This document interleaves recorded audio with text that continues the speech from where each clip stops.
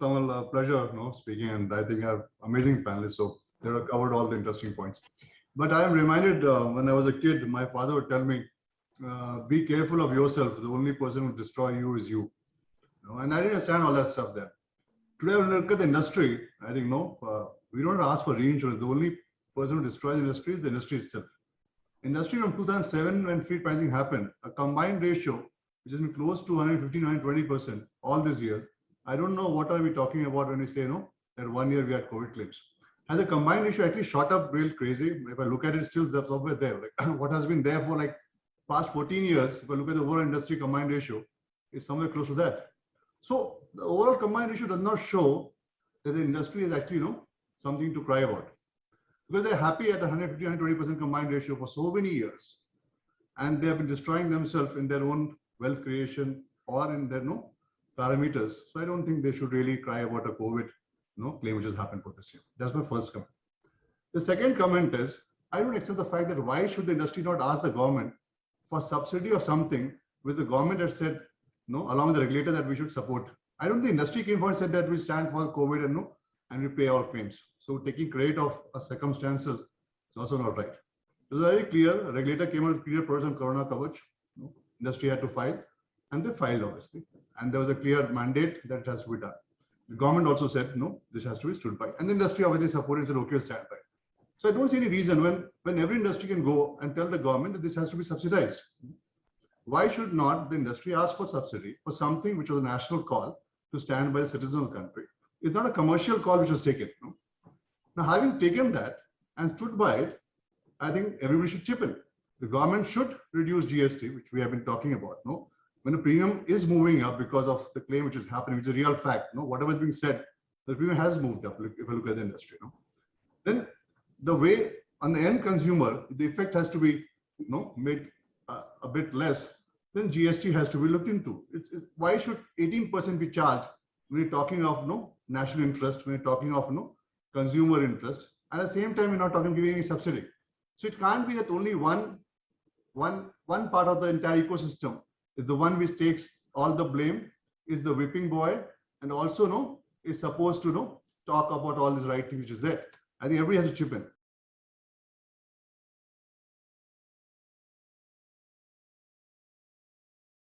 I don't think that progressive companies actually wait for change to happen and then they would react. I think most companies and we actually keep on scanning it very, very aggressively to see that is it something that is not happening in terms of where it is and how it is, which is there. So let's say if I give example of Bajaj Allianz, we have shifted, in the process of shifting entire core to cloud.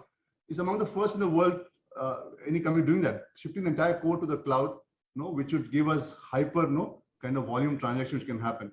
So if I look at any insurtech also or any startup also, who has the core on the cloud, and would be actually shifting on that kind of basis. Or let's say if I look at claim settlement using artificial learning, machine learning, or on the go, at least when I come in and watch for it, whatever I read from newspaper and I talk to, let's say, Bhargav or Rakesh or Anand, they also say they would be doing so. And when I look at insurtech, I don't find that they have done something which is beyond in terms of what is happening. So calling us a legacy, a dinosaur would not be a right statement. It's like a perception creation. I think more realistic would be we should analyze insurtechs and we should do that very well, because we should always love when people bring disruption for the industry, when people bring disruption for the consumer, and see that if companies are strong and powerful, do they have it or they don't have it? If they don't have it, then obviously you feel the chance these companies would get into a dinosaur stage and they'll be disrupted. But I think smart companies are actually would be ahead of the game, is what I've been observing, which is the second point, collaboration. Yes, I think if you ask this question 10 years back, I would be saying they are not collaborate at all. It's my way of differentiating to the consumer. But that was an era in which your innovation lasted for 10 years. In an era when your innovation does not last for 6 months, I think the era of collaboration and creating value for the consumer at a much higher scale is what is required for existence. But you have no option but to collaborate. And we actually are doing quite a stuff, and I think it will be there, I think, between Bhargav, Rakesh, Anand, and all of us. We're creating exchanges. We are trying to look at collaborating on fraud. We're trying to put up all this stuff. So that collaboration is the only way forward. So I think the era of having individualism in any kind of business, not only about financial businesses, is gone. So collaboration is happening, and is happening at a much better and much faster pace than what is happening yesterday. And I think big powerful companies also on a tech space pretty much advanced, and they have to keep on pushing them. So I think that is what the game is. You can't sit on laurels and say, okay, I've done this and now it can last for 10 years. That era is gone. So those are my comments. It's a very important question raised. No, so let us understand about insurance and social requirements are for large scale. And across the world, you'll watch that when you have such social issues, it's government and insurance companies which have to work together to deliver. So you can't expect the industry to deliver something which leads to losses of like trillions of dollars, and they don't put together all would have enough capacity even to pay that kind of claims. So I don't think the industry can come out with a solution on that basis. That's why the pandemic pool has been suggested. The regulator set up a body, and the recommendations has been prepared. Now, if I look at when a crisis happens, the government does dole out a lot of relief to the people of such. There are two ways to do that. One is to look at creating mechanism, and when you expect that this can happen again, of a scale which can take care of this thing with a social issue. So we are not talking of 3 EMIs for job losses. That has been there for many years, as Bhargav mentioned, and I think Rakesh mentioned. Congenital defect will surprise Tamal is a cover which was an add-on even before 2000. It was there in very early time, 1986, when the first medical policy got launched. In the 90s, you had congenital defect cover. It's an add-on you should take. So congenital defect is also not a new cover, or let's say a type of retail cyber. It was, I think we were the first to launch it in the country. It was before pandemic also we launched a retail cyber cover. So innovation in PERS keeps on happening. But right now, what you're talking about, to my understanding, is the social issue. Huge job losses happening, economic recession happening. And we watched what happened in pandemic. A lot of migrant laborers had to move, and this is a huge crisis in the country.